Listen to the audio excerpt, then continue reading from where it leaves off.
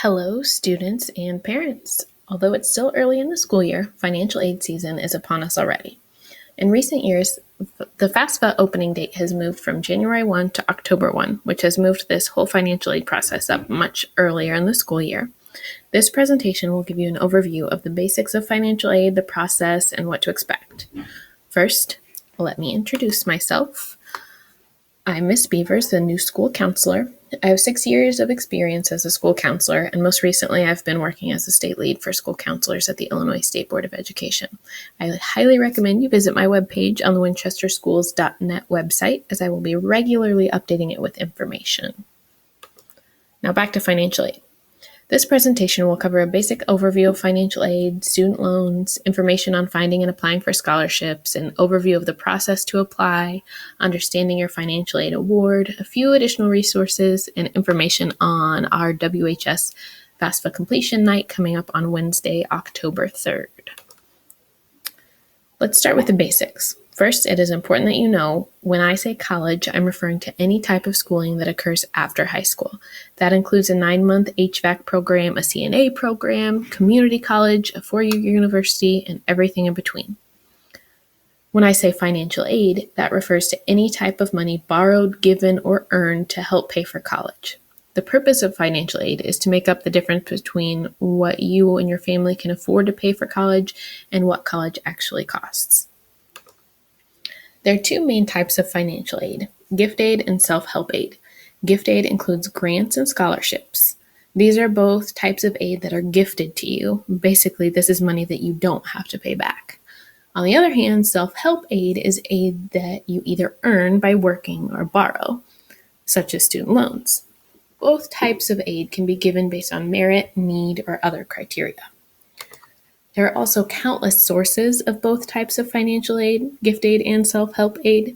Financial aid is awarded by the federal government, state government, your college, and even outside and private organizations. We will get into a little bit more detail about these later. In terms of gift aid, the 3 most common programs are MAP, Pell, and FSEOG.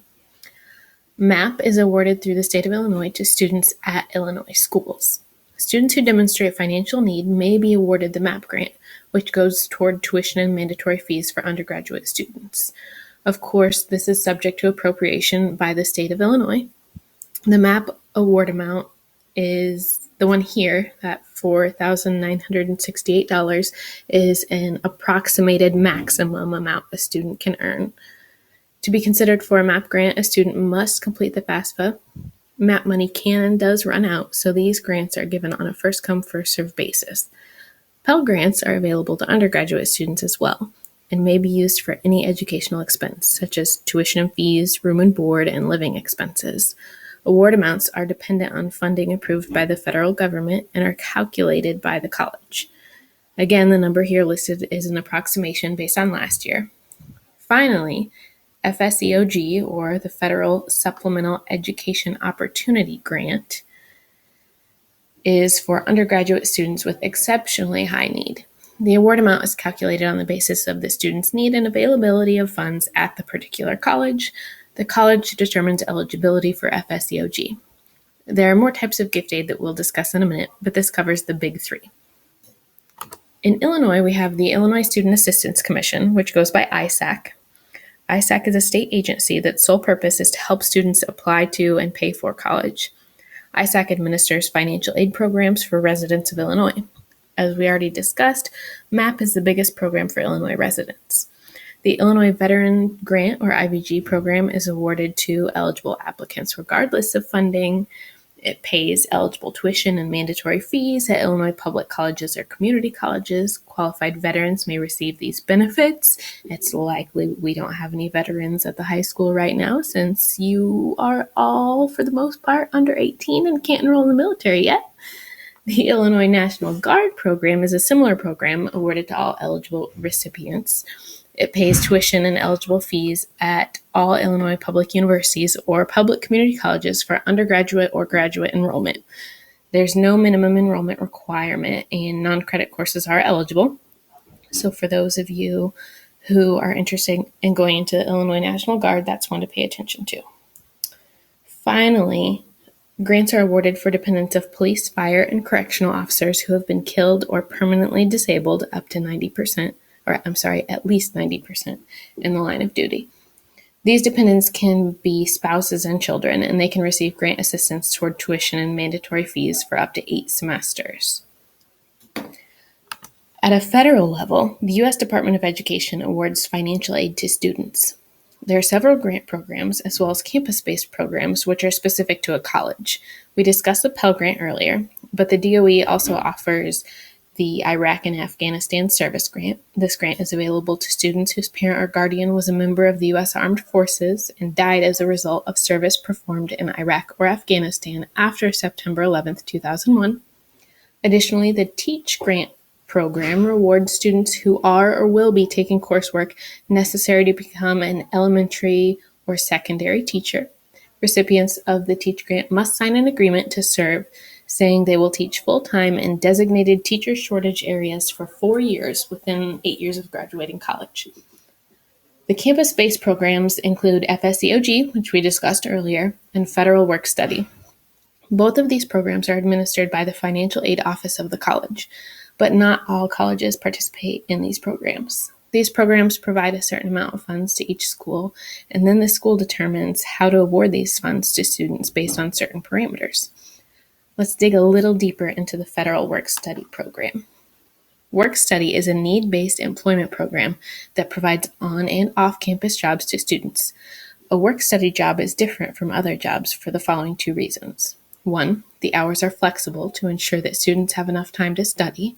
And 2, when a student applies for financial aid the following year, money earned through this program is not used to determine financial need. So basically, money earned through work study program doesn't count against you or count towards your income when you fill out the FAFSA for the following year. In order to be eligible, students must complete a FAFSA and indicate that they are interested in the program. It's a campus-based program and funds are limited and only available at participating colleges. There may be priority deadlines for the program. A student participating in work study earns their funds by working at on or off-campus jobs that are specified by the college. Compensation is at least the current federal minimum wage. Now let's shift gears to discuss the main type of self-help aid, student loans. Remember, gift aid is money that is gifted to you that you do not have to pay back. But student loans are borrowed money that must be paid back with added interest. When considering your student loan options, think about the following information. First, the source of the loan. Where is it coming from? Is this a federal student loan or a loan from a private institution? Next, consider how the loan is awarded. Is it subsidized based on financial need or unsubsidized, which is not based on need? We'll go into more detail on subsidized versus unsubsidized loans in a few moments. You should also consider the interest rate, repayment options, and whether or not there's a grace period. For the purpose of this presentation, we'll be discussing federal loan programs, which are direct loans, as they are regulated by the Department of Education. Indirect loans are offered by private institutions and guaranteed by the federal government, but these vary considerably by institution. There are direct loans, which are for students, and direct plus loans, which are for parents or graduate students. Direct loans are either subsidized or unsubsidized, which we will explain more in a minute.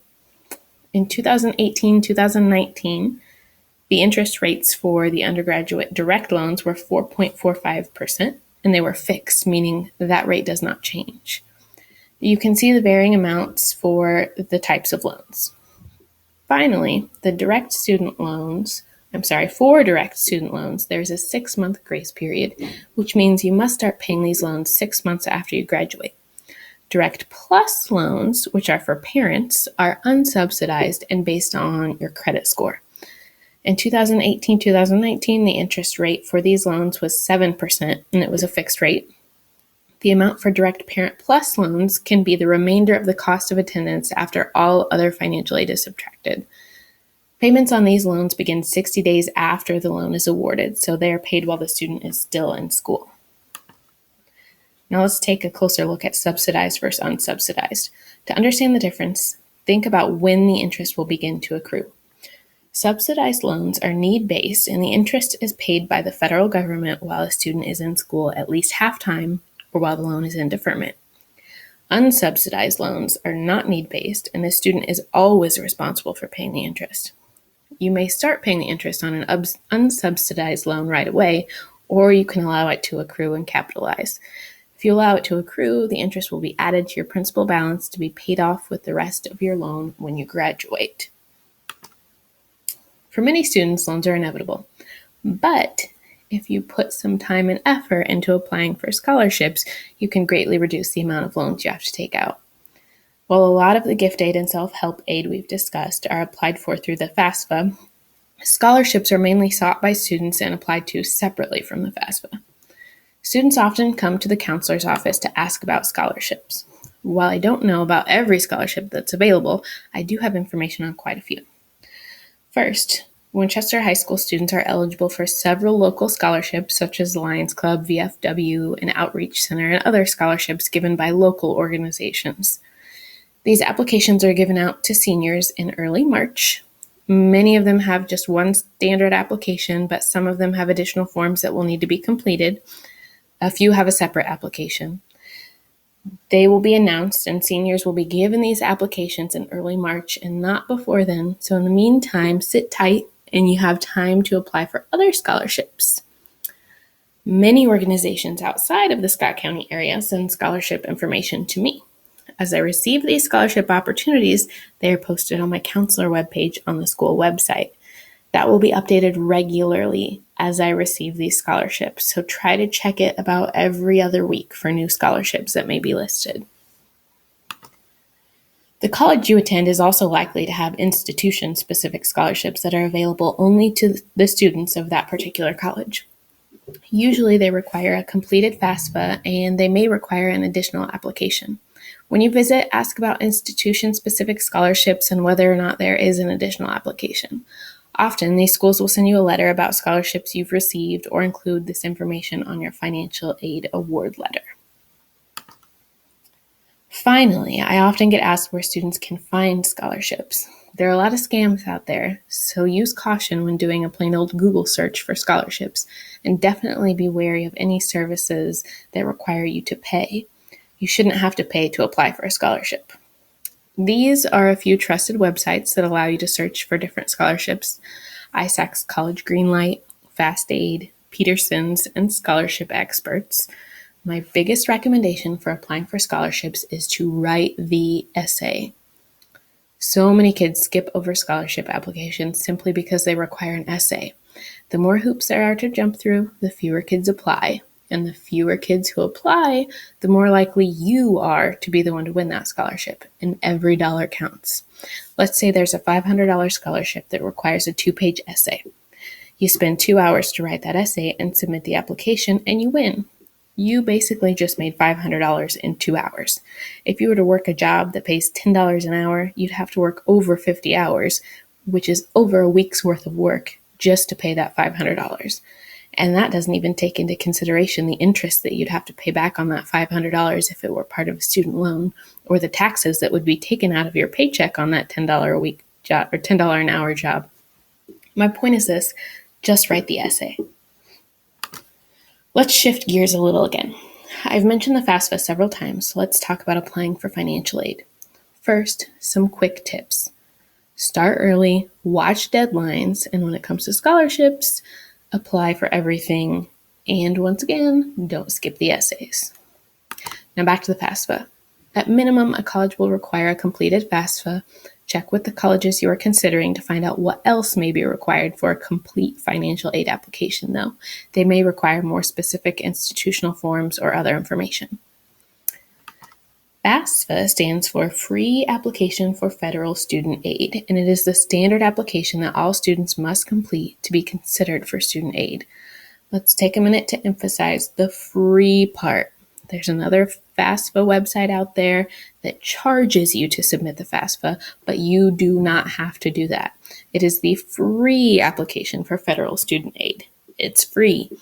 You can fill it out at www.fafsa.gov for free. Did I mention that it's free? All right, let's cover some more of the basics about the FAFSA. First, you'll need to fill it out as soon as possible starting October 1st, 2018. October 1 is the first date to submit. Some gift aid, such as the MAP grant, is on a first-come, first-served basis and will run out. So the earlier you apply, the more likely you are to receive that money if you qualify. Any high school senior planning to attend college should apply. You must then reapply every year if you want to continue receiving financial aid. The easiest way to apply is online, and it's made even easier if you attend our FAFSA night on October 3rd from 6 to 8 p.m. because there will be professionals here to help. While there's still a paper and PDF form that can be mailed in, the online method is preferred. That way is the easiest, the quickest, and it is very helpful to do it online. The why of filling out the FAFSA is simple and basically everything we've already been talking about. It determines whether or not you're eligible for federal and state financial aid programs, and it is used by schools to award institutional aid. So, what do you need to bring to a FAFSA night? Or if you fill it out on your own, what information do you need? You'll need your social security number, driver's license number, your 2017 tax income information like your W-2, 1040EZ, your tax return forms for parents. And if the student has tax and income information from 2017, you'll need that as well. Finally, if you have any assets like savings accounts, stock options, etc., you'll need to bring that information. Students often ask why they have to include their parents' information, especially when their parents aren't helping to pay for college. The simple answer is that it's required. Unless a student is 24 years old or meets certain criteria to be considered an independent, such as having been in foster care at any time after the age of 13, parental information is required. FAFSA.gov has more detailed information on what it takes to be considered an independent, or you can come in and talk with me about it anytime.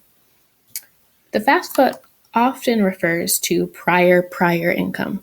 Basically, this means the most recent tax return you have. So if you're going to attend college during the 1920 school year, you'll be submitting information from your 2017 tax return. The easiest way to report your tax information on the FAFSA is to use the IRS data retrieval tool. This tool transfers your IRS tax info directly onto the FAFSA application. It is much faster and it's accurate because it comes directly from the IRS instead of you typing it in. We all can make typos. One other thing you'll need when you apply for financial aid is an FSA ID. An FSA ID is a username and password that acts as a digital signature for you to sign your online application.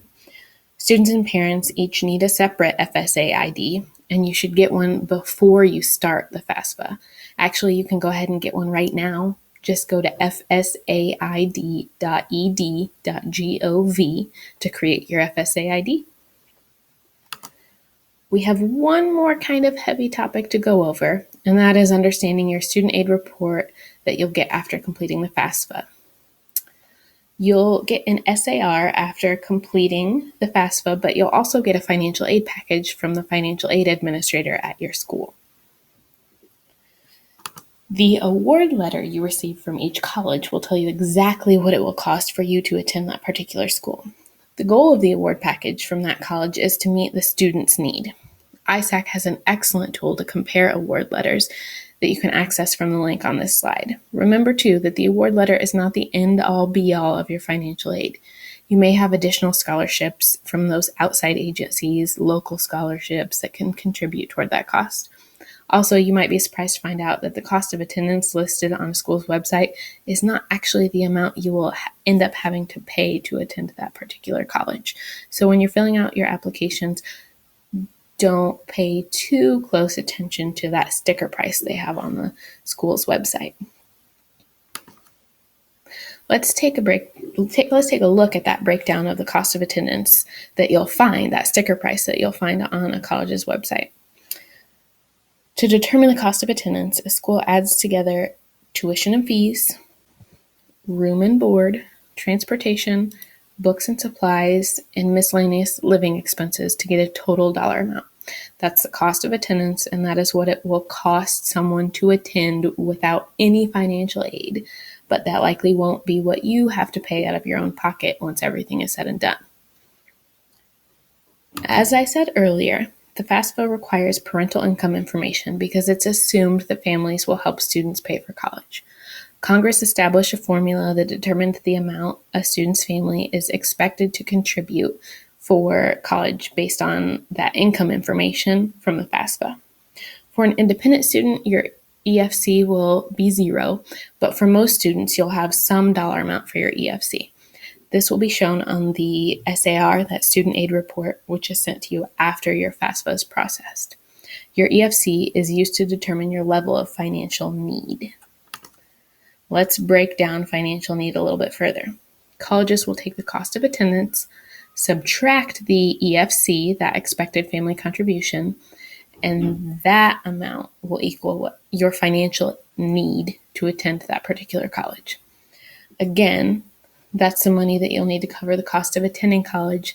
That's not necessarily what you'll end up paying, especially if you write those scholarship essays. Your financial need is the maximum amount of financial aid you will need to attend that particular college. Here's some examples that might help you understand. We have 3 different colleges with 3 different costs. The EFC always stays the same. Remember, that is determined by your FAFSA. Your financial need at college A is less than your financial need at college C because even though your EFC stays the same, the cost of attendance at college A is lower. So if you attend college A, you would be eligible for up to $7,000 in financial aid because that's all you would need. But if you were to attend college C, you might receive up to $32,000 in financial aid because you would need that much. Remember, financial aid includes gift aid and self-help aid. So that $32,000 in financial aid that you would need for college C might include gift aid, which the award letter from your college will tell you, in addition to student loans. Your award letter likely won't include outside scholarships you've received. So you'll have to take those into consideration as well when thinking about that total out-of-pocket cost that you'll pay for college. My point is that while college C might seem more expensive and out of reach, it very well could be a much lower cost when all of your gift aid comes in. So don't count college C out if you really want to go there. But that total dollar amount is definitely something you'll want to keep in mind, especially if you're having to take out a lot of student loans. I know that this is a lot of information to take in. When you do receive your SAR or your award letters, you're more than welcome to bring them in to me and I'll help you understand them. You can also talk with your college's financial aid department for help. That's what they're there for. A few other things to consider. Apply early. I might sound like a broken record, but many of these funds do run out, so the earlier you apply, the better. Next, information on the FAFSA is only used for financial aid purposes and it is confidential. You may be asked to submit additional documentation for verification. This is basically just a random spot check to make sure all your information was accurate. This does occur more frequently when students have a low or $0 EFC and will be getting a large amount of gift aid because the school wants to be sure a student truly does have a high need. Also, pay attention to additional forms that may be required for your school or for scholarships. Keep track of deadlines. Deadlines are not flexible when it comes to this stuff, so make sure you have your things in on time. Late work is not accepted in this instance. Keep a copy of everything you submit, and finally, don't forget to reapply every year. You'll need to submit a FAFSA every year. So let's review the overall big picture of the financial aid process, if you're still awake and listening to me. First, you'll complete the FAFSA. Then you'll receive your SAR, the student aid report. After that, you might have to complete a verification process. Next, you'll receive your award offer from the colleges you included on your FAFSA. Then you'll be expected to respond to that college about whether or not you're accepting that award and attending. Finally, you'll have to complete any other processes the college expects. And don't forget to repeat this process and renew your FAFSA every year. I know this was a lot of information, so do not hesitate to call, email, or come see me at school. Here are a few additional resources to help you through this process. I want to call your attention to the texting service, that last bullet that ISAC has. You can text and ask them any questions about financial aid, and they will text you back with an answer. It's incredibly convenient. Now, one more time, let's talk about FAFSA completion night here at the school. FAFSA completion night is Wednesday, October 3rd from 6 to 8 p.m. in the second floor computer lab next to the library. Students and parents should come together. We want both of you here. Bring all of your information that we discussed earlier, Social Security number, driver's license, tax information, and myself as well as a financial aid professional will be here to assist you in completing the FAFSA. I hope to see you there. Thanks for listening.